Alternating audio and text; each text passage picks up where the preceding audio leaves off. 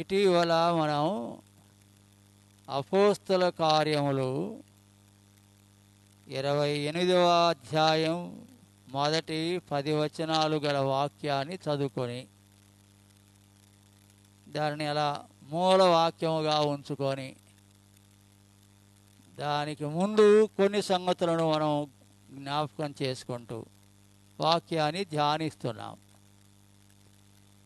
ఈ నూతన సంవత్సరంలో 2025 సంవత్సరంలో ద్వితీయోపదేశ కాండం 11వ అధ్యాయం 10వ వచనం నుండి కలిగిన 4 వాక్యాలు 14వ వచనం వరకు ఆ వాక్యాలను కూడా మనం ఉపయోగించుకొని ఆధారం చేసుకొని దేవుని వాక్యాన్ని మనం ధ్యానం చేస్తున్నాం. ధ్యానం చేయడం అంటే కొంచెం నిలిచి నిదానంగా మనసు పెట్టి ఆ అంశం మీద, ఆ అంశాల మీద, ఆ వాక్యం మీద, అందులో ఉన్న విషయాల మీద దృష్టి నిలిపి ఆలోచించి మననం చేసుకొని మదిలోనికి తెచ్చుకొని మనసులోనికి తెచ్చుకొని దాని ద్వారా మనం అంతరంగంలో ఆత్మీయముగా బలము పొందుట. అది ఈ వాక్యాలు పదే పదే కూడా చదువుకుంటాం. ఎక్కువసార్లు చదువుకుంటే ఎక్కువ జ్ఞాపకం ఉంటుందని, ఎక్కువసార్లు దాన్ని చదివే కొలది మరింత లోతుగా మరికొన్ని మాటలు కొత్త విషయాలు తెలుసుకోవచ్చని. కాబట్టి మీరు వెళ్ళే దేశం ఇంతకుముందు వెళ్ళినటువంటిది కాదు.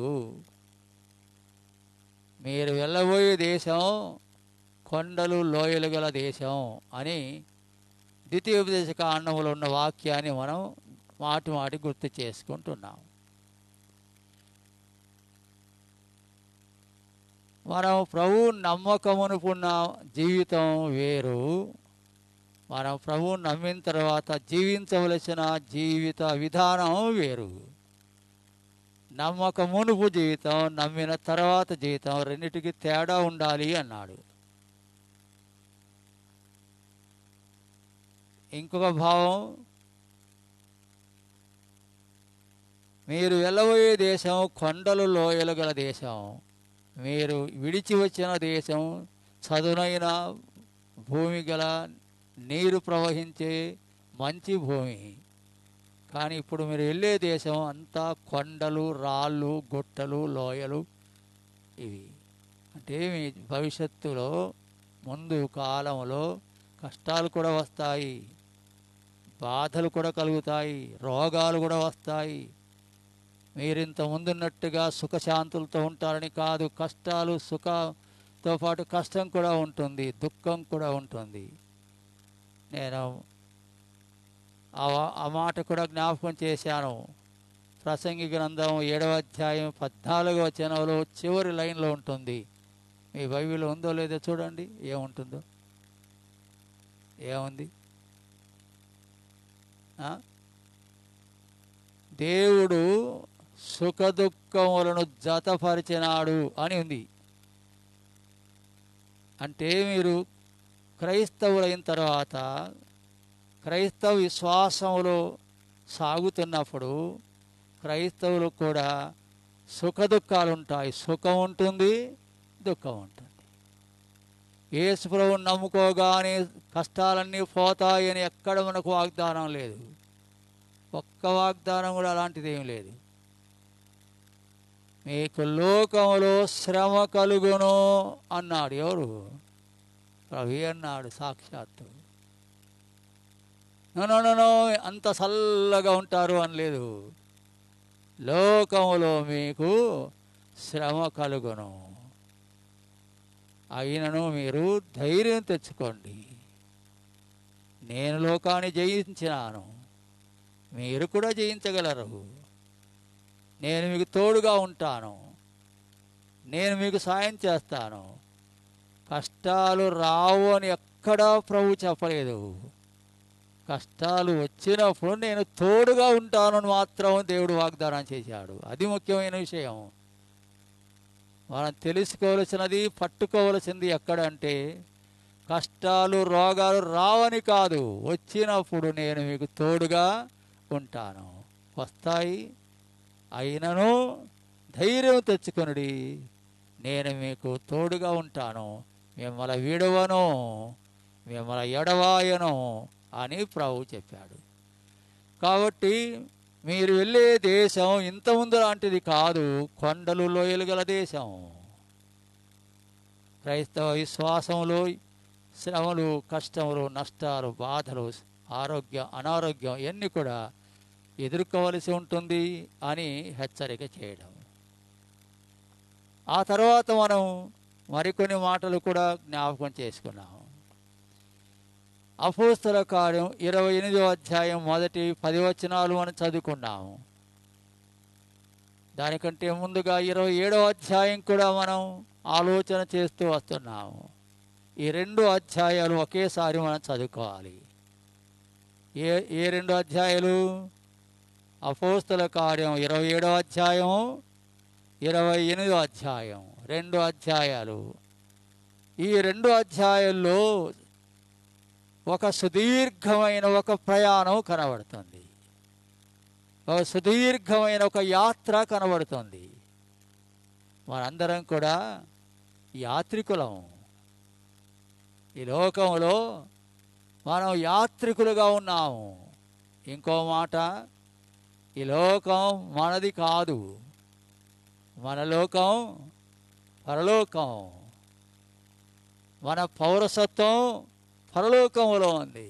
ఈ లోకంలో మనకు పౌరసత్వం లేదు. కేవలం మన పరదేశంగా ఉన్నాము. మనం తిరుగు ప్రయాణంలో ఉన్నాం. మన దేశానికి వెళ్ళాలి, మన దేశానికి వెళ్తున్నాం ఇప్పుడు. అందువలన యాత్రికులం. మొదట మనం పరదేశం, పరాయి దేశానికి వచ్చాము, మనది కాని దేశానికి వచ్చాము. ఇప్పుడు మనదైన దేశాన్ని ప్రయాణం చేస్తున్నాము.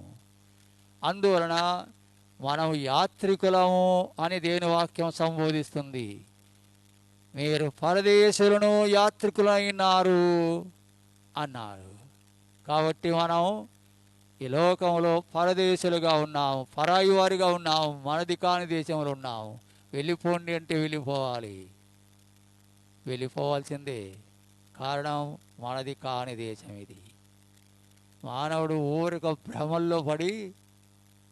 భ్రమలో పడిపోయి ఇదే నా దేశం అనుకుంటూ, ఇదే నా లోకం అంటున్నా అని అనుకుని, ఇదే నాది, అంతా నాది, ఇక్కడే ఉంటా అని మానవుడు భ్రమలో ఉన్నాడు.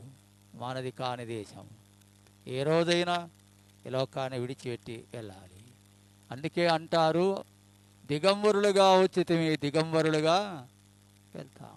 ఒట్టి చేతులతో వచ్చినా ఒట్టి చేతులతో పోతాం. పోయేటప్పుడు ఏమి చిల్లి గవ్వ కూడా తీసుకొని పోము. హైందవ సాంప్రదాయంలో చనిపోయినప్పుడు మరి పురుషులకైతే మొలతాడు ఉంటుంది, దాన్ని కూడా దించేస్తారు. మొలతాడుతోనే సమాధి చేయరు, లేదా కాల్చేయరు. అది కూడా ఉండకూడదని. ఎంత ధనవంతుడైనా, పెద్ద కోటీశ్వరుడైనా పోయేటప్పుడు 4 కట్టెల మీద చొప్పదంట్లు పెట్టి అందులో ఎత్తుకొని పోతారు. చీపెస్ట్ గడ్డి అది ఏది, చొప్ప అంటారా? అదేనమాట అనేది. జొన్న చొప్ప, 4 జొన్న చొప్ప కట్టలు పెట్టి, ఇంత షావుకారుని ఇంటిలో బంగారు మూలుగుతూ ఉంటుంది, డబ్బు బ్యాంకుల్లో మూలుగుతూ ఉంటుంది, దస్త్రాలోని బాండ్లన్నీ వరుసగా ఉంటాయి.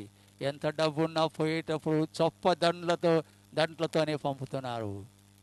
ఏమి తీసుకొని పోవడానికి వీల్లేదు.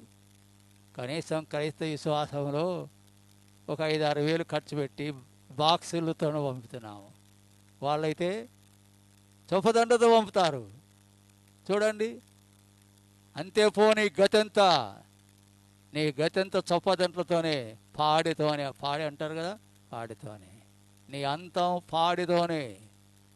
కనీసం క్రైస్తవ సాంప్రదాయంలో ఒక బాక్స్ 4-5 వేలు అవుతుంది, లేదా ఇంకా కొంచెం ఎక్కువ అవుతుంది, 10,000 వరకు అనుకోండి, అంతటితోనే పోతారు. చూడండి. అందువలన మనది కాని దేశంలో మనం ఉన్నాము కనుక పరదేశం. మనదైన దేశం పరలోకంలో ఉంది, అక్కడ మన పౌరసత్వం ఉంది. ఎక్కడ పౌరసత్వం ఉందో అక్కడికే వెళ్ళాలి. మనకి లోకంలో పౌరసత్వం లేదు. అందువలన మన దేశానికి మనం ప్రయాణం చేస్తున్నాము. అందువలన ఈ జీవితాన్ని యాత్ర అని అంటారు. యాత్ర అంటారు. దావీదు కీర్తన 120వ కీర్తన నుండి 135వ కీర్తన వరకు 15 కీర్తనలు పైన సన్నాక్షరాలతో రాసింటారు. మీరు చూసుకోండి. యాత్రా కీర్తన అని అంటారు. ఏం కీర్తనమా? యాత్రా కీర్తన. ఇశ్రాయేలు ప్రజలైన వారు పాపము చేయుటను బట్టి దేవుడు వారికి శిక్షగా పరాయి దేశమైన బబులోను రాజును రప్పించి ఆ దేశాన్ని పట్టణాన్ని పాడు చేసి ఆ ప్రజలను బంధువులుగా తీసుకొని పోయారు బబులోను దేశానికి. 70 సంవత్సరాలు కఠినమైన కారాగారంలో ఉండినట్టుగా 70 సంవత్సరాలు శిక్షణ అనుభవించారు. అయితే దేవుడు కరుణ గలవాడు కనుక, దేవుని కోపం నిత్యం ఉండదు కనుక, ఆయన కోపం నిమిషకాలం కనుక ఈ యుగములన్నిటిలో 70 ఏండ్లంటే క్షణిక కాలం. 70 ఏండ్ల తర్వాత దేవుడు వారిని విడిపించినాడు. విడిపించి వారు తిరగా యెరూషలేమును తీసుకొని వస్తున్నాడు. యెరూషలేము అనే పట్టణానికి వచ్చారు. దేవాలయం ఉంది, యెరూషలేము దేవాలయం. దానికి మెట్లున్న ఎక్కిపోవాలి కొండ మీదికి. అలా ఎక్కిపోతూ ఒక్కొక్క మెట్టు దగ్గర ఒక్కొక్క కీర్తన పాడినారు. ఒక్కొక్క మెట్టు దగ్గర ఒక్కొక్క కీర్తన. అలా పాడుకుంటూ కీర్తన పాడుతూ వారు దేవాలయంలో ప్రవేశించారు అన్నట్టుగా ఉంది అన్నమాట. అందువల్ల వాళ్ళు రాశారు యాత్రా కీర్తన. యాత్రా కీర్తన. మనం కూడా యాత్రికులుగా ఉన్నాము అనే సంగతి మర్చిపోకూడదు. మనం మనదైన దేశానికి మనం యాత్ర చేస్తున్నాము. మరి చేరుకోగలమా మన దేశానికి? మన దేశంలో ప్రవేశించగలమా? మన దేశం పరలోకం. అక్కడ మనం చేరుకోవడానికి మనం ప్రయాణం చేస్తున్నాం. యాత్రికులము సిద్ధపడదాము. ఈ లోకం శాశ్వతమైనది కాదు అని. అలాగూ ఒక యాత్రా సన్నివేశం ఈ 2 అధ్యాయంలో మనకు కనబడుతుంది. ఈ యాత్ర సుదీర్ఘమైన యాత్ర. 50 ఏండ్ల వయసు గల వారికి 50 ఏండ్ల యాత్ర, 70 ఏండ్ల వయసు గల వారికి 70 ఏండ్ల యాత్ర, 90 ఏండ్ల వయసు గల వారికి 90 ఏండ్ల యాత్ర వారు చేశారు. కొందరు 100 కూడా దాటవచ్చు. 100 ఏండ్ల యాత్ర. అందుకే 100 సంవత్సరాల పంట అంటారు వివాహ జీవితాన్ని. 100 ఏండ్ల పంట, 100 ఏండ్ల యాత్ర. ఒకవేళ 100 ఏండ్లు బతికితే 100 ఏండ్ల యాత్ర, 70 ఏండ్లు బతికితే 70 ఏండ్ల యాత్ర. ఈ యాత్రలో కొనసాగుతున్నాం మనం కూడా. ఆ యాత్ర ఇక్కడ బైబిల్లో 27వ అధ్యాయం 28వ అధ్యాయంలో మనకు కనబడుతుంది. పౌలు మొదటి పేరేంటి? సౌలు. ఆ సౌలుని గురించి మనం వివరంగా విన్నాం. క్రైస్తవులను చంపడానికి కంకణం కట్టుకొని బయలుదేరినవాడు. క్రైస్తవుడు కనబడితే సహించేవాడు కాదు. క్రైస్తవ్యాన్ని భూమి మీద లేకుండా నేలమట్టం చేయాలనుకున్నాడు. కానీ చిట్ట చివరికి దేవుడు అతను దర్శించాడు. దమస్కు రోడ్డులో ప్రభు ప్రత్యక్షమైనాడు. ప్రభు అతనితో మాట్లాడినాడు. వెంటనే ప్రభువుని నమ్ముకున్నాడు. ఆ తర్వాత బాప్తీసం పొందాడు. తర్వాత ప్రార్థన చేశాడు. సౌలుని గురించి దేవుడు పలికిన మంచి మాట, ఇతడు నా నామం భరించుటకు నేను ఏర్పరచుకున్న సాధనం. నా నామమును భరించడానికి, నా నామమును అన్ని జనులకు తీసుకుని పోవడానికి, దేశాలకు రాష్ట్రాలకు తీసుకొని పోవడానికి నేను ఏర్పరచుకున్న సాధనము. నేను ఏర్పరచుకున్న సాధనం ఇతను అని. అలాంటి సౌలును పౌలు అనే పేరుగా మార్చబడి పౌలు అని ప్రసిద్ధి చెందాడు. పౌలు ముందు పేరు సౌలు, సౌలైన వాడు పౌలుగా మార్చబడ్డాడు. పౌలు అంటే పిలువబడినవాడు అని ఒక అర్థం. పౌలు అంటే పిలువబడినవాడు, పౌలు అంటే ఏర్పరచబడినవాడు, పౌలు అంటే పంపబడినవాడు, పౌలు అంటే దాసుడు అని అర్థం, పౌలు అంటే దీనుడు అని అర్థం, పౌలు అంటే సాత్వికుడు అని అర్థం. ఆ పాల్ అనే పేరు ప్రపంచంలో ప్రసిద్ధిగాంచినదిగా ఉంది. ఈ పౌల్, అతని పేరు సౌలుగా ఉండింది, కానీ పౌలుగా మారినాడు. హంతకుడుగా దూషకుడుగా ఉండినాడని చదువుకున్నాం తిమోతి పత్రికలో. పూర్వము నేను దూషకుడను, హింసకుడను, హానికరుడను, ఇట్టి ప్రధాన పాపిన నన్ను మార్చి తన సేవకు పిలిచినాడు దేవుడు. అలాగూ సౌలైన వాడు పౌలుగా మార్చబడ్డాడు. దేవుని సేవలో వాడబడుతున్నాడు, స్వార్థకి వెళ్తున్నాడు, ప్రయాణాలు చేస్తున్నాడు. ఈ సందర్భం చదువుకున్న సందర్భం మూడవ ప్రయాణం, మూడవ యాత్ర అంటారు. అట్లా ప్రయాణం చేస్తూ ఉండగా ఆ ప్రయాణంలో తాను ఎదుర్కొన్న శ్రమలు, కష్టాలు, బాధలు ఎన్నో. మనం కూడా మన జీవితంలో అనేక కష్టాలు, శ్రమలు, ఇబ్బందులు, నిందలు, అవమానాలు, ఇరుకులు అవన్నీ కూడా మనం ఎదుర్కోవాలి అని చూపించడానికి ఇక్కడ ఒక పటంలాగా మనకు రాయబడింది. చూడండి, బ్రీఫ్గా మనం చెప్పుకుందాం. 2వ వచనం ముందుగా నేను జ్ఞాపకం చేశాను, గుర్తుందో లేదో మీకు. అద్రిముత్తయ్య పట్టణపు ఓడనెక్కి మేము బయలుదేరితేమే. ఇప్పుడు ప్రయాణం బయలుదేరుతున్నారు, ఓడెక్కారు, బయలుదేరినారు ప్రయాణం కొరకు. ఉందా లేదా మీ బైబిల్లో? 4వ వచనం, అక్కడి నుండి బయలుదేరిన తర్వాత ఏం జరిగింది చెప్పండి. ఎదురుగాలి, బయలుదేరిన తర్వాత ఎదురుగాలి,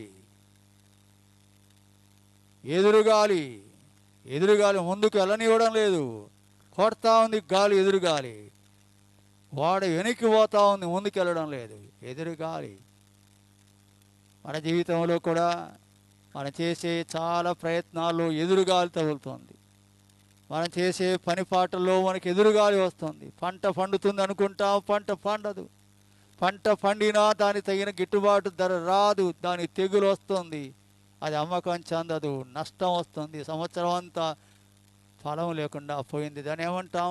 ఎదురుగాలి. ఎదురుగాలి. ఇంటిలో పిల్లలు జబ్బు పడ్డారు, పశువులు జబ్బు పడ్డాయి, మోటారు కాలిపోయింది, అవును, ఎదురుగాలి. ఒకదాని తర్వాత ఒకటి ఎదురుగాలి. ఏం సంసారం ముందుకు సాగుతుందా? ఎన్ని సమస్యలు, శరీరంలో సమస్య, ఆరోగ్య సమస్యలు, ఇంటిలో పిల్లల సమస్యలు, భార్య భర్తల మధ్య సమస్యలు, గ్రామంలో సమస్యలు, సమాజంలో సమస్యలు, ఇంటి దగ్గర సమస్యలు, వీధిలో సమస్యలు, పొలం దగ్గర, గట్టు దగ్గర, నీళ్ళ దగ్గర సమస్యలు, ఇంకా జీవితంలో ఎన్నో ఎదురుగాళ్ళు అని ఎదుర్కొంటామని దాని సూచన. తర్వాత చూడండి ఏమంటాడు, 9వ వచనం, 8వ వచనం, బహు కష్టపడి దాన్ని దాటితిమి అన్నాడు. క్రేతు 7వ వచనంలో గాలి మమ్మను పోనీయకున్నందున, క్రేతు అది ఒక ఓడ, రేవు, ఓడలు ఆగే స్థలం, ముందుకు వెళ్ళనివ్వడం లేదు, ప్రయాణం సాగటం అనేది ఆగిపోయారు. క్రేతు అనే స్థలములో ఆ స్టేషన్ దగ్గర ఆగిపోయారు, ప్రయాణం సాగలేదు, నిలిచిపోయారు. ఆ క్రేతు అనేటువంటి ఓడరేవు దగ్గర ఆగిపోయినారు, ఇక ముందుకు వెళ్ళలేకపోతున్నారు. అలాగ ఆగిపోయినప్పుడు ఈ పౌలు ఆ ఓడ నాయకులకు, తర్వాత శతాధిపతిని, వీరందరిని తీసుకొని పోతున్నటువంటి శతాధిపతితో ఒక మాట అంటాడు. చూడండి 10వ వచనం, అప్పుడు పౌలు, అయ్యలారా, చదవండి, అయ్యలారా, ఈ ప్రయాణం వలన సరుకులకును ఓడకును మాత్రమే కాక మన ప్రాణములకు కూడా హానియు బహు నష్టమును కలుగునట్టు నాకు తోచుతున్నది. అయ్యలారా, ఈ సరుకు ఓడ మునిగిపోయేట్టుగా ఉంది, సరుకులన్నీ మునిగిపోయేట్టుగా ఉన్నాయి, సరుకులకు నష్టం జరిగేట్టుగా ఉంది, చివరికి మన ప్రాణాలు కూడా పోయేట్టుగా ఉంది. ఆగుదామా? ప్రయాణం ఆగుదామా? ఇక ముందుకెళ్తే మనకు సరుకులు మునిగిపోతాయి, ఓడ మునిగిపోతుంది, మనం కూడా మునిగిపోతాం, ప్రాణాలు పోతాయి. ఇక్కడ ఆగుదాం, చాలులే ఇక్కడ ఆగుదామని పౌలు ఓడలో ఉన్నవారికి, శతాధిపతి అయినటువంటి నాయకునికి ఈ మాట చెప్పాడు. మరి ఆగుదాం, మంచిది, ముందుకెళ్తే అత్యంత ప్రమాదం ఉంది, ప్రమాదం ముంచుకొస్తూ ఉంది, సరుకులు నీరు ఓడ మరి సముద్రంలో మునిగిపోతాయి, చివరికి మనం కూడా మునిగిపోయి ప్రాణాలు పోతాయి, ఇంకా ముందుకు వెళ్ళవద్దు, ఆగిపోదామని సలహా చెప్పాడు. ఎవరు సలహా చెప్పారు? పౌలు. ఎవరికి?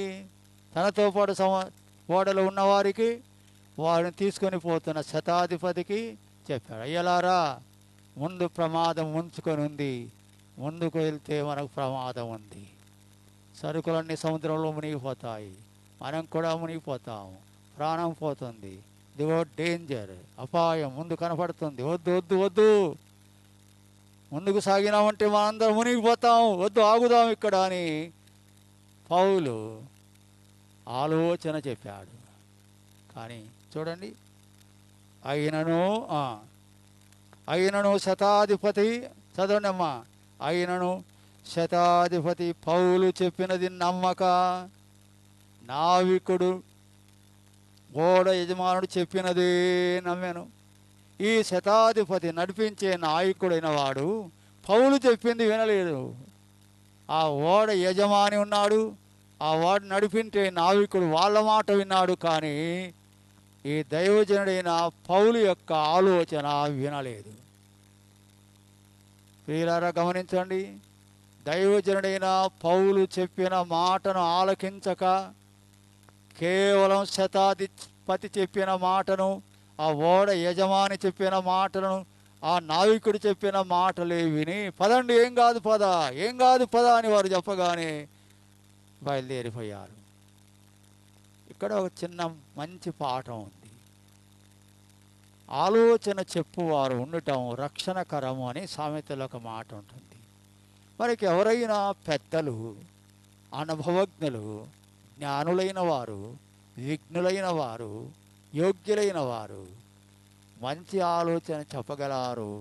ఎవరైనా మంచి ఆలోచన చెప్తే వారి ఆలోచన వినాలి.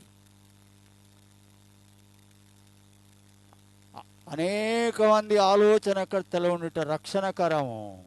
మంచి ఆలోచన చెప్పగవారు ఉంటే మనం వారి ఆలోచన చొప్పున నడుచుకోవాలి.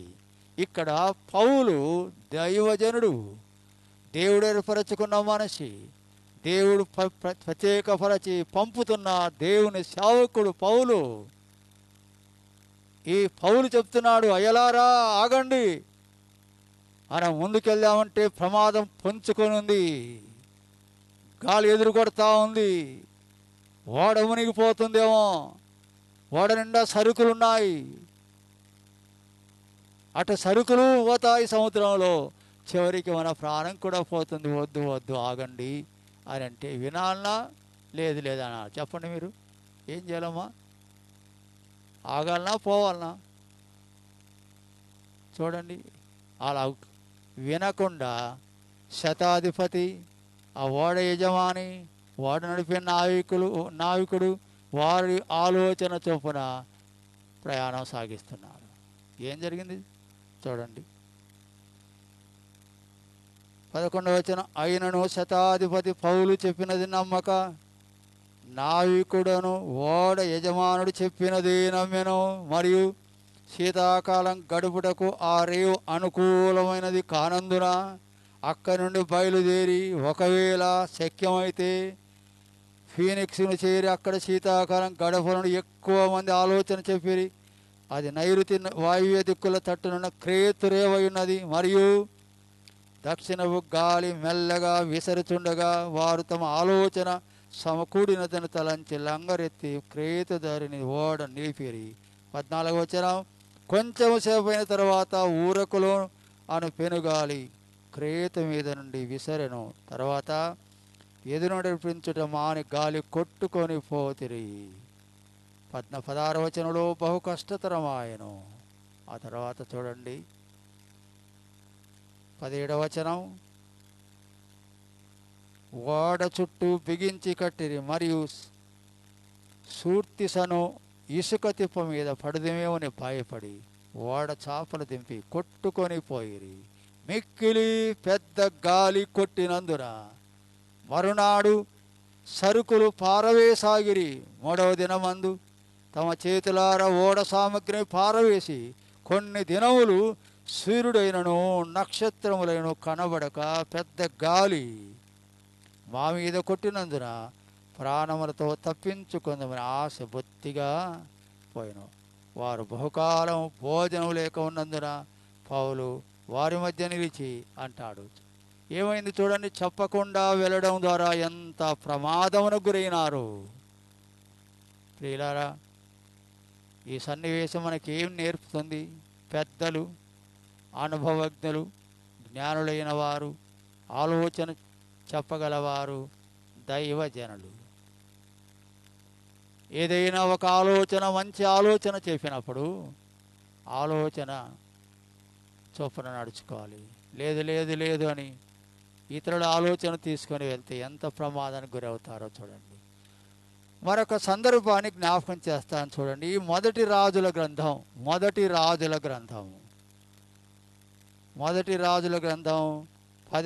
అధ్యాయం. మొదటి రాజుల గ్రంథం 10వ అధ్యాయం 8వ వచనం.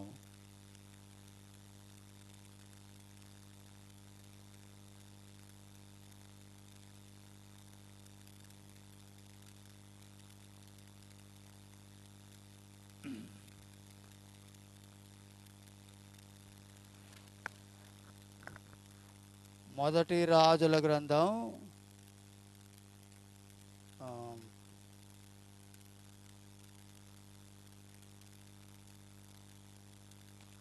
12వ అధ్యాయం. మొదటి రాజుల గ్రంథం 12వ అధ్యాయం 8వ వచనం చూడండి, నేను చదువుతాను. అయితే అతడు పెద్దలు తనతో చెప్పిన ఆలోచనను నిర్లక్ష్యపెట్టి తనతో కూడా పెరిగిన యవనులను పిలిచి ఆలోచన అడిగి వారికి ఇలాగు ప్రశ్న వేసింది. ఏం చేశారంటే వీళ్ళు పెద్దల ఆలోచన వినకుండా ప్రక్కన పెట్టి వారితో ఉన్నటువంటి యవనస్తుల ఆలోచన విని చేయకూడని పని, జరిగించకూడని చర్యను వారు జరిగించారు. అయ్యా మీ తండ్రి బాగా గొప్పగా పరిపాలన చేశాడు అంటే సొలొమోను గురించిన, నువ్వు అట్లు కాకుండా మరి సుఖంగా పెట్టకుండా వీళ్ళను కఠినముగా పరిపాలన చేయి, కఠినముగా పనిష్ చేయి వీళ్ళను అని అనగానే పెద్దలు చెప్పారు, వద్దు అట్లా చెయ్యొద్దు, కఠినంగా ఉండవద్దు, కష్టపెట్టవద్దు ప్రజలను, అలా చేయవద్దు, అది మంచిది కాదు అని పెద్దలు చెప్తే యవనస్తులు, తనతో ఉన్నటువంటి యవనస్తులైన వారు లేదు మీ నాయన పెట్టిన కష్టం కాదు, మీ నాయనకు మించి నువ్వు పరిపాలన చేయాలంటే బహు కష్టపెట్టాలా, ప్రజలను కష్టపెట్టాలను నువ్వు అని ఈ యవనస్తులు సలహా చెప్తారు. చూడండి, పెద్దల ఆలోచన ప్రకారం చేయాలా, ఈ యువకులు చెప్పిన ఆలోచన ప్రకారం చేయాలా? వాళ్ళకి ఏం తెలుసని, ఏం అనుభవం ఉంది? చూడు, పొడు, పద, పొడుస్తాం, చంపుదాం అంటే ఎవరు చెప్తారు? ఇవి యవనస్తులు. ఉడుకు రక్తం అంటారే. పెద్దలు ఏం చెప్తారమ్మా? వద్దు, ఆగండి కొంచెం, శాంతించండి కొంచెం, ఓర్చుకోండి కొంచెం, దొడుకుపోద్దవద్దు, తొందరపడవద్దు, తొందరపడితే ప్రమాదం వస్తుంది. చూశారా, 2 రకాలైన ప్రజలు ఉంటారు. పెద్దల అనుభవజ్ఞులు, జ్ఞానవంతులు, వారు ఎన్నో అనుభవాలు తెలుసుకొని ఉంటారు. అలాంటి వారు మాటలు వినాలి, కానీ యువకుల మాటలు వింటే గొప్ప నష్టం జరుగుతుంది. ప్రియులారా, పౌలు యొక్క మాటలు వినకపోవడం ద్వారా వారు అత్యంత ప్రమాదానికి గురైనారు. చివరికి ఏమైంది? ఓడ మునిగిపోతా ఉంది. అందులో ఉండే సరుకులన్నీ ఎత్తి సముద్రంలో వేస్తూ ఉన్నారు. ముందే ఆగిపోయింటే ఈ ప్రమాదం తప్పేది కదా, వినలేదు. కాబట్టి ఆనాడు పౌలు ఎదుర్కొన్న సమస్యలు, శోధనలు, బాధలు, ఆ యొక్క సముద్ర ప్రయాణం ఎంత క్లిష్టంగా, కష్టంగా ఉండిందో మనం చూస్తున్నాం. ఒక మాట చదువుకొని ముగించుకుందాం. చూడండి, అపోస్తల కార్యములు 27వ అధ్యాయానికి వెళ్దాము. 27వ అధ్యాయం 20 కలిసి ఉన్నాయి. కొన్ని దినములు సూర్యుడైన నక్షత్రములైనను కనబడక. ఏమైందమ్మా? కొన్ని రోజులు సూర్యుడే కనబడలేదు. కారు చీకటి, మేఘాలు ఆవరించినాయి, పెనుగాళ్ళు కొడతా ఉన్నాయి. సూర్యుడే కనబడడం లేదు, వెలుతురే లేదు, చీకటి ఆవరించింది. మన జీవితాల్లో ఎన్ని రోజులు చీకటి రోజులు, ఎన్ని రోజులు గడాంధకారపు పరిస్థితులు ఎదుర్కొంటామో మనం ఆలోచించవచ్చు. వారు అలాంటి స్థితిని ఎదుర్కొన్నారు. తర్వాత చూడండి 20వ వచనం చదవండి. 20వ వచనం, పెద్ద గాలి మా మీద కొట్టినందున, చదవండి, ప్రాణములతో తప్పించుకుందామని ఆశ బొత్తిగా పోయాను. బతుకుతామని ఆశ అయిపోయింది, ఇంకా అయిపోయింది, ఇంకేం బతుకుతాములే అన్నంత ప్రమాదములు చిక్కున్నారు. తర్వాత చూడండి ఏమంటాడు? వారు బహుకాలం భోజనం లేక ఉన్నందున పౌలు వారి మధ్య నిలిచి, ఎంతకాలం అమ్మా? 1 రోజా 2 రోజులా? ఏమన్నాడు? బహుకాలం ఏం లేదంట, భోజనమే లేదు. ఇన్ని కష్టాలు చూడండి, పూటకు కూడా లేని రోజులు లేవా? బహుకాలం భోజనం లేక పస్తూ ఉన్నా. బహుకాలం భోజనం లేకపోతే నీరసం రాదా? ఆకలితో అలమటిస్తూ ఉండరా పిల్ల జల్ల? ఎంత బాధ, ఎన్ని కష్టాలు. మనకు కూడా ఇలాంటివి ఎదుర్కోవడం లేదా మనం? బహుకాలం భోజనం లేక నీరసిల్లిపోయి, బక్క చిక్కిపోయి, ఎముకలు గడనబడి, ఏమంటే తినడానికి లేక. ఎందుకు? సరుకులు సముద్రంలో వేశారు, ఇంకెంతగా ఏం లేదు తినడానికి. బహుకాలం ఆకలితో బాధతో ఉన్నారు. ఎన్ని శ్రమలు. చదవండి, ఇప్పుడు ముఖ్యమైన మాటకు రావాలి. అయ్యలారా ఏమంటాడు? మధ్యన పౌలు వారి మధ్యన నిలిచి, అయ్యలారా మీరు నా మాట విని క్రేతు నుండి బయలుదేరకయే ఉండవలసినది. మీరు క్రేతులో ఉండి ఉంటే ఈ ప్రమాదం వచ్చేది కాదు. నేను చెప్తే విన్నారా? నేనేం చెప్పాను మీకు? క్రేతులో ఆగండి అయ్యా, ఉండండి. ఇంకా ముందుకెళ్తే మనం బతుకుదామని నమ్మకం లేదు. గాలి ఎక్కువ అయిపోయింది, సరుకులు కూడా మునిగిపోతాయి, మనం కూడా మునిగిపోతాం. వద్దు, ఆగండి అంటే ఏమన్నారు? లేదు పోదాం, బయలుదేరదామన్నారు. వచ్చి చిక్కుకున్నారు, వద్దంటే వచ్చినారు. అయ్యలారా మీరు నా మాట విని క్రేతు నుండి బయలుదేరకై ఉండవలసినది. అప్పుడు హానియు నష్టము కలగకుండా ఉండేది. అమ్మా, చెప్పినప్పుడు, మంచి చెప్పినప్పుడు వినండి. చూడా, పెద్దలు, అనుభవజ్ఞులు, జ్ఞానులైన వారు, సంఘ పెద్దలు, నాయకులు చెప్పిన మాట వినండి. వినకుండా లేదు వినను అంటే నష్టపోతావు. అవిధేయతగా ఉంటే నష్టపోయేది నువ్వే. ఆగు అంటే ఆగు, నడు అంటే నడు, నిలు అంటే నిలు, వద్దంటే ఆగు అంతే తప్ప నువ్వు వద్దంటే నేను ఆగుతాను అనొద్దు, నష్టపోతావు. ఆగమంటే ఆగు అని పౌలారు చెప్తే ఆగినారా? నీ మాట ఏంటి అన్నారు, అది వాళ్ళు చెప్తే విన్నారు. పరాయి వారు చెప్తే వింటారు, అసలు వాళ్ళు చెప్తే వినరు. ప్రమాదం. సంఘాల్లో కూడా పెద్దలు చెప్పిన మాట ఆగండి అంటే ఆగండి, వద్దు అంటే ఆగండి, ముందుకెళ్ళనంటే వెళ్ళండి. లేదు అని అంటే ప్రమాదంలో పడతారు, నష్టపోతారు, కష్టపడతారు, కీడులో పడతారు. పౌలు ఆ మాట అన్నప్పుడు వారు మనసున పెట్టలేదు, చెవిన పెట్టలేదు, వెళ్ళేదే లేదన్నారు, అయితే కానిలే అన్నారు. తెగబడిపోయినట్టుగా ఉంది. వద్దు, ఆ పని చేయొద్దు అని మనం, ఎలారా మీరు నా మాట విని ఉంటే ఈ ప్రమాదం జరగకపోయేది కదా అని అన్నాడు. అప్పుడు ఈ నష్టం జరిగేది కాదు కదా. ఇప్పుడు ఇంత ప్రమాదంలో పడిపోయారు. కారణం మాట వినకపోవడం ద్వారా. మాట వినకపోవడం దేవుని దృష్టిలో చాలా ఘోరమైన అపరాధం. దాని ద్వారా కీడు ఉంటుంది అని మనం గమనించాలి. మాట వినుట శ్రేష్టం. సమయలు గ్రంథంలో ఈ మాట చూడగలం మనం. మాట బలులు అర్పించడం కంటే దేవుని మాట వినుట శ్రేష్టం. అమాలేకులను పూర్తిగా చంపు అంటే చంపకుండా మిగిలించుకొని వచ్చాడు. ఆ సందర్భంలో అంటాడు, దేవుని మాట వినుట బలులు అర్పించడం కంటే శ్రేష్టం. బలులు అర్పించడం అవసరమే, కానీ దానికంటే మించింది మాట వినడం. బలలో మందిరానికి వస్తావు, బలలో పాలు పొందుతావు, ఈ సంఘంలో పని చేస్తావు, పరిచయం చేస్తావు, ఇంకా ఏదేదో చేస్తావు, నీకున్నటువంటి టాలెంట్స్ అన్ని ఉపయోగిస్తావు, కానీ మాట మాత్రం వినవు. ఏం ప్రయోజనం? బలు అర్పించడం కంటే మాట వినట శ్రేష్టం. ఇక్కడ పౌలు మాట వినకుండా ముందుకు సాగిపోయారు. నష్టాన్ని ఎదుర్కొన్నారు, కీడుని ఎదుర్కొన్నారు, ఆపదను ఎదుర్కొన్నారు, ప్రమాదాన్ని ఎదుర్కొన్నారు, చివరికి ప్రాణాపాయం స్థితికి వచ్చారు. నా మాట విని అక్కడే ఆగిపోయింటే ఈ ప్రమాదం తప్పిపోయేది కదా. చెప్పినప్పుడు మాట వింటే మేలు పొందుతారు, ఆస్వాదించబడతారు. వినకుండా ముందుకెళ్ళావంటే నువ్వు నష్టపోయేది నీవే, కష్టపడేది నీవే. మాట వినట శ్రేష్టం.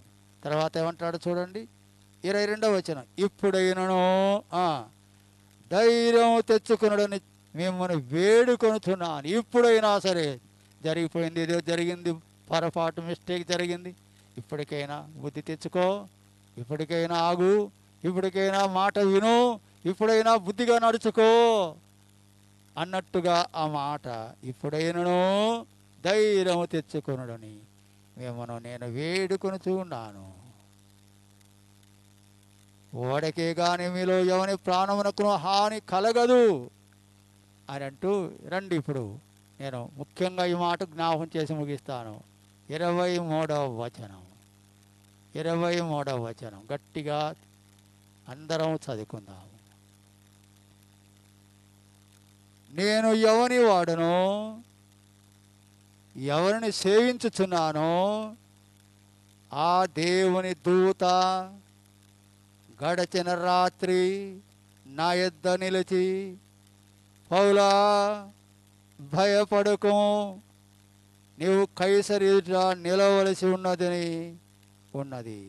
ఇదిగో నీతో కూడా ఓడలో ప్రయాణమైపోతున్న వారందరినీ దేవుడు నీకు అనుగ్రహించి ఉన్నాడని నాతో చెప్పాను. కాబట్టి అయ్యలారా ధైర్యం తెచ్చుకునుడి, నాతో దూత చెప్పిన ప్రకారం జరుగునని నేను దేవుని నమ్ముచున్నాను. పౌలు ఆ జనులతో చెప్తున్న మాట, అయ్యలారా ధైర్యం తెచ్చుకొనుడి, ధైర్యం తెచ్చుకొనుడి. కారణం, రాత్రి దూత నా దగ్గరికి వచ్చి నాతో చెప్పింది, నేను ఎవరిని సేవిస్తున్నానో, నేను ఎవరి వాడనో, ఎవరిని సేవిస్తున్నానో ఆ దేవుడు ఓ దూతను పంపినాడు నా దగ్గరికి. ఆ దూత వచ్చి నా ప్రక్కలో నిలబడింది. నాకు ఏ మాట చెప్పింది, మీరు భయపడాల్సిన పని లేదు అని చెప్పింది. ఆ దూత చెప్పిన మాటను బట్టి నేను నమ్ముచున్నాను అన్నాడు. చూడండి, ఆ మాట మంచి మాటగా మనం తీసుకోవాలి. చూడండి 25వ వచనం. కాబట్టి అయ్యలారా ధైర్యం తెచ్చుకునుడి, నాతో దూత చెప్పిన ప్రకారం జరుగునని. ఆ వాక్యం మీరు అండర్లైన్ చేసుకోండి.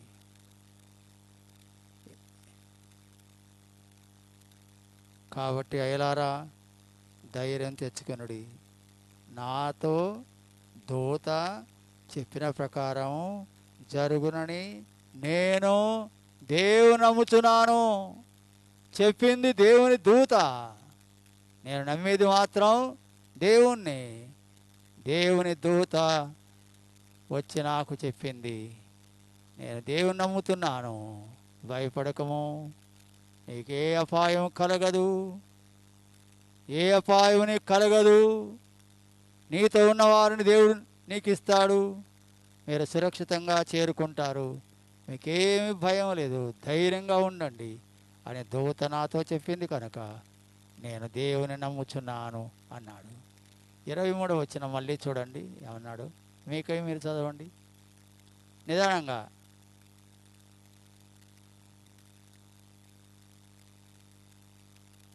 నేను ఎవని వాడనో, ఎవరిని సేవించుచున్నానో ఆ దేవుని దూత గడచిన రాత్రి నా యొద్ద నిలిచి, పౌలా భయపడవద్దు. నేను ఎవరినో, నేను ఎవరిని సేవించుచున్నానో ఆ దేవుని దూత రాత్రి వేళ నా దగ్గరికి వచ్చి నా ప్రక్కలో నిలిచింది. ఆ మాట మళ్ళీ పలకండి. నేను ఎవరిని ఏమన్నాడు, నేను ఎవరిని వాడనో, ఎవరిని సేవించుతున్నానో ఆ దేవుని దూత. ఈ దూత ఎవరి దూత? ఆ దేవుని దూత. ఆ దేవుడు ఎవరు? పౌలు ఎవరిని మరి ఎవడి వాడో, ఎవరిని సేవిస్తున్నాడో ఆ దేవుడు తన దూతను పంపినాడు. ఆ దూత వచ్చి నా ప్రక్కలో నిలబడింది. ఆ దూత ఇలాగూ నాకు చెప్పింది, భయపడకము. వ్యక్తిగతంగా మీరు కూర్చొని ఆ మాటలు పదే పదే చదువుకోండి. నేనెవడినో, నేనెవరిని సేవిస్తున్నానో ఆ దేవుడు ఒక దూతను నా దగ్గర పంపాడు. నేనెవడిని, నేనెవరిని సేవిస్తున్నానో. ప్రియులారా, నీవు ఎవరివి? ఒకసారి ప్రశ్న వేసుకో. నేనెవరిని, నేను ఎవరిని సేవిస్తున్నాను, ఎవరిని ఆరాధిస్తున్నాను, ఎవరికి సేవ చేస్తున్నాను, నేను ఎవరిని, నేనెవరిని? మొదటి ప్రశ్న, నేనెవరిని, నేను ఎవరిని సేవిస్తున్నాను? ఈ ప్రశ్నకు జవాబు మనం పొందుకోవాలి. నేనెవడిని, హోయాం, నేనెవరిని, ఎవరిని వాడను, నేను ఎవరిని సేవిస్తున్నాను. అమ్మా సోదరుడా సోదరి, ఈ ప్రశ్న ఎప్పుడైనా వేసుకున్నావా? నేను ఎవడిని? దేవుని వాక్యం చదివిస్తుంది, మీరు విలువ పెట్టి కొనబడిన వారు గనుక మీరు మీ సొత్తు కాదు, మీరు దేవుని సొత్తు. అలా అయితే నేనెవడిని అనే ప్రశ్న మనం వేసుకుంటే మనం ఎవరము? దేవుని చేత, అమూల్య రక్తము చేత కొనబడిన దేవుని దాసులము. ఆయన మన కొన్నాడు, మనము కాదు. నేను నా వాడను కాను, నేను దేవుని వాడను. కారణం, ఆయన నన్ను కొన్నాడు. ఈ పెన్ను నాది, నేను డబ్బు పెట్టి కొన్నాను కనుక నాది. ఇది నేను రాసుకోవడానికి నా దేవులోనే ఉంటుంది, నా చేతిలో ఉంటుంది, నా ఇంటిలో ఉంటుంది, నా వస్తువు, నా పెన్ను. చాలా జాగ్రత్తగా చూస్తాను దీన్ని. నాకు వేరే గిఫ్ట్గా ఇచ్చినా కూడా ఇలాంటి పెన్ను ఎక్కడంటే అక్కడ దొరకదని దాన్ని చాలా జాగ్రత్తగా పెట్టుకుంటాను. అయినా నాదే, ఇది నాది, నాది. ఈ పెన్ను నాది, నా ఇష్టం. నా జేబులో పెట్టుకుంటాను, నా చేతిలో పెట్టుకుంటాను, నా అల్మరలో పెట్టుకుంటాను, నా బెడ్ పక్కన పెట్టుకుంటాను, నాకు అందుబాటులో పెట్టుకుంటాను. ఎప్పుడు నా చేతిలో ఉంటుంది. ఒకరోజు కనబడకపోతే నా భార్య చెప్తాను, పెన్ను కనబడేది ఎక్కడ పెట్టావు అంటాను. వెతుకు అంటాను, ఆడబెట్టా ఈడబెట్టా అంటుంది. దాన్ని కనబడేంత వరకు పోనివ్వను.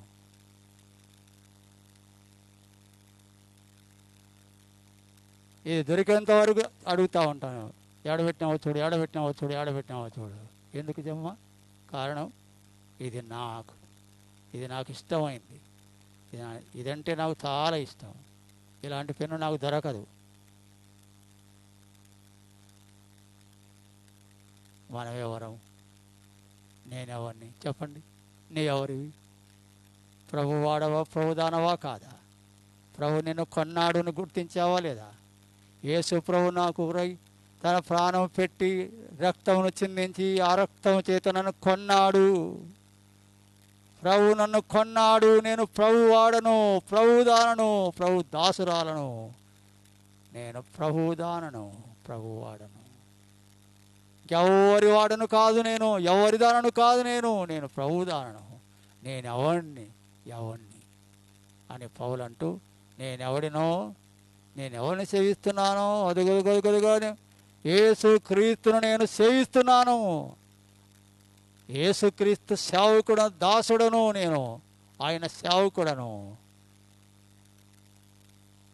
ఆ దేవుడు, ఏ దేవుడైతే నన్ను కొన్నాడు, ఏ దేవుడితే నన్ను ఏర్పరుచుకున్నాడు, ఏ దేవుడితే నన్ను ప్రత్యేకపరుచుకున్నాడు, ఏ దేవుడైతే నన్ను తన సేవకు పిలిచి తనకు పాత్రగా చేసుకొని, తనకు సాధనంగా చేసుకొని నన్ను పంపినాడు, ఆ దేవుని సేవిస్తున్నాను. ఆ దేవుడు యేసుక్రీస్తు ప్రభు. ఆయన తన దూతను నా దగ్గరికి పంపినాడు. ఆ దూత నేరుగా వచ్చి నా ప్రక్కలో నిలబడ్డాడు. అది కూడా రాత్రి వచ్చాడు, నా ప్రక్కలో నిలబడ్డాడు. ఆ దూత చెప్పాడు, ఏమి కంగారు పడవద్దు, భయపడవద్దు, నీతో ఉన్న జనులు నీవారవుతారు. నువ్వు కైసరు ఎదుట, రోమాకి వెళ్తావు, ఇటలీకి వెళ్తావు, అక్కడ కైసరు ఉన్నాడు, కైసరు ఎదుట నిలబడతావు. నువ్వు చేరుకోవాల్సిన గమ్యస్థానం చేరుతావు, నీవేమి భయపడవద్దని దూత చెప్పింది నాతో. కనుక అయ్యలారా, మీరు కూడా భయపడవద్దు, దూత నాకు చెప్పింది. ఏ దేవుని వాడనో నేను, ఏ దేవుని సేవిస్తున్నాను, ఆ దేవుడు ఒక దూతను నా దగ్గరికి పంపినాడు. ఆ దూత రాత్రి వేళ వచ్చింది, నా ప్రక్కలో నిలిచింది, నా దగ్గర చెప్పింది, నీకే భయం లేదు, నువ్వు కైసరు ఎదురు నిలబడతావు, నీతో ఉన్న జనులు నీకు అప్పగిస్తారు, నువ్వు చేరుకోవాల్సిన గమ్యం తప్పక చేరగలవు, సురక్షితంగా చేరగలవు అని చెప్పాడు. అంటూ 25వ వచనం చదవండి, ముగింపు మాట 25వ వచనం అందరూ చదవాలి. కాబట్టి అయ్యలారా, ధైర్యము తెచ్చుకొనుడి, నాతో దూత చెప్పిన ప్రకారము. మళ్ళీ చదవండి, నాతో దూత చెప్పిన ప్రకారము జరుగునని నేను దేవుని నమ్ముతున్నా. దూత ఏం చెప్పిందమ్మా? భయపడవద్దు, నువ్వు కైసరు ఎదురు నిలబడతావు, రోముకి వెళ్ళగలవు, ఇటలీకి వెళ్తావు, కైసరు ఎదురు నిలబడతావు, గమ్యం చేరుకుంటావు అని దూత చెప్పింది. దూత నాతో చెప్పింది. నేను దేవుణ్ణి నమ్ముతున్నాను, దేవుణ్ణి నమ్ముతున్నాను, దేవుణ్ణి నమ్ముతున్నాను. దూత నాకు చెప్పాడు, భయపడవద్దని చెప్పింది, గమ్యం చేరుతావని చెప్పింది, కైసరు నిలబడతావని చెప్పింది, ఆ జనులు నీకు అప్పగించబడతారని చెప్పింది. నాకేమీ భయం లేదు. దూత నాతో చెప్పింది కనుక నేను దేవుని నమ్ముతున్నాను. నమ్ముదామా? నమ్ముదామా?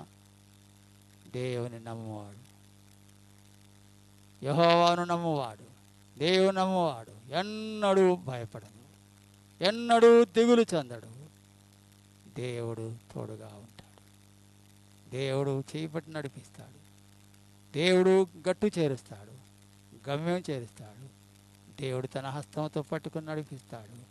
ఈ మాట దూత చెప్పింది నాతో అని అంటున్నాను. నేను దేవుని నమ్ముతున్నాను. ఎవరు నమ్ముతావు నువ్వు? ఎవరు నమ్ముతావు? దేవుణ్ణి. అలాగూ చేయుటకు ప్రభువు మనకు సహాయం చేయనుగాక.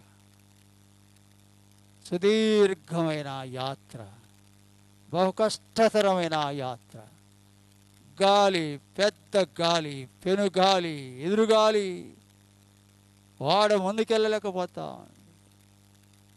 చిట్ట చివరికి క్రేతులు ఆగిపోదామయ్యా ఇంకెందుకు అని చెప్పినా కూడా వినకుండా ముందుకెళ్ళారు.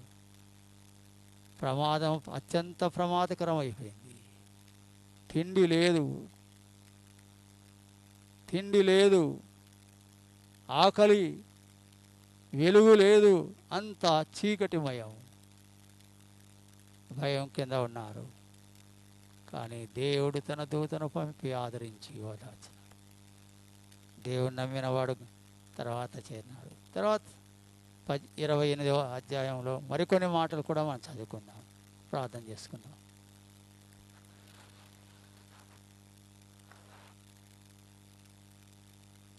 ప్రియులారా, ఒక్క మాట గుర్తుపెట్టుకోండి, దేవుని మాట వినడం. నాడు పౌలు మాట వినకుండా వారు పెడచెవిన పెట్టి ఇతరుల మాట విని ముందుకెళ్ళారు. ఆపదలో పడ్డారు. ఆకలి, భోజనం లేదు, సరుకులన్నీ మునిగిపోయినాయి. కానీ దేవుని మాట వింటే క్షేమం. దేవుని మాట వినండి. బలు అర్పించడం కంటే మాట వినడం శ్రేష్టం. సంఘంలో పెద్దలు, నాయకులు, బోధకులు, దైవజనులు చెప్పిన మాట, ఆలోచనకర్తలు చెప్పిన మాట, అనుభవజ్ఞులు చెప్పిన మాట, పెద్దలు చెప్పిన మాట వినడం నేర్చుకుందాం. ఏం చెప్పినా మాట వినడం శ్రేష్టం. వినకుండా పోతే నష్టం నీకే. ఆగు అంటే ఆగు,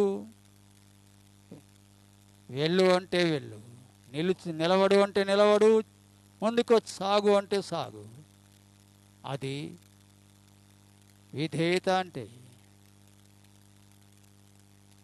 అలా చేస్తే క్షేమం, మాట వినకుండా వెళ్తే ప్రమాదం.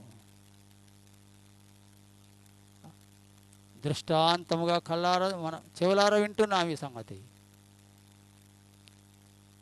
సరే, చివరికి దేవుడు తోడైనాడు, దూతను పంపినాడు, ఆదరించాడు, అట్టి ప్రమాదం తప్పించినాడు. ఒడ్డుకు చేరుకున్నారు. తర్వాత చదువుదాం. ఈ మాటలు మనసులో పెట్టుకొని వెళ్దాం. దయగల ప్రభువునికి స్తోత్రాలు, స్తోత్రాలు, స్తోత్రాలు. మేము కూడా యాత్రికులం, లోకంలో యాత్రా జీవితంలో ఉన్నాం. మాది కాని దేశంలో ఉన్నాం. మాదైన పరలోకానికి మేము రావలసి ఉన్నాం. ఈ యాత్రలో అనేక ఒడిదుడుకులు ఎదుర్కొంటున్నాము, అనేక ఆటుపోట్లు ఎదుర్కొంటున్నాము, పెనుగాలు ఎదుర్కొంటున్నాము, ఎదురుగాలు ఎదుర్కొంటున్నాము, ముందుకే సాగలేకపోతున్నాము. అనేక విషయాలు మేమందరం కూడా ఏదో రీతిలో, ఏదో రూపంలో, ఏదో సమయంలో పెనుగాలు ఎదుర్కొంటున్న వారం. మా అధైర్యపడక, దిగులు చెందక, మరింత ధైర్యం కలిగి, విశ్వాసంతో, నమ్మికతో ముందుకు సాగుటకై కృపనివ్వండి. నాడు పౌలుకు మీ దూతను పంపి ప్రక్కలు నిలిపి దూత ద్వారా చెప్పించబడిన మాటలు విని మేము నమ్మినాడు కనుక గట్టు చేరాడు. మేము కూడా మీ యందు స్థిరమైన నమ్మిక కలిగి నేను నమ్ముకొని ముందుకు సాగుటకై కృపనివ్వమని దీవించి పంపించమని యేసు ప్రభు నామమున స్తుతించి ప్రార్థిస్తున్నాము తండ్రి. ఆమేన్. అందరికీ వందనాలు. పని చేయగలవారు 3 గంటలకు రండి. మిగతా వారందరూ సాయంకాలం ప్రార్థనకు కలిసి రండి.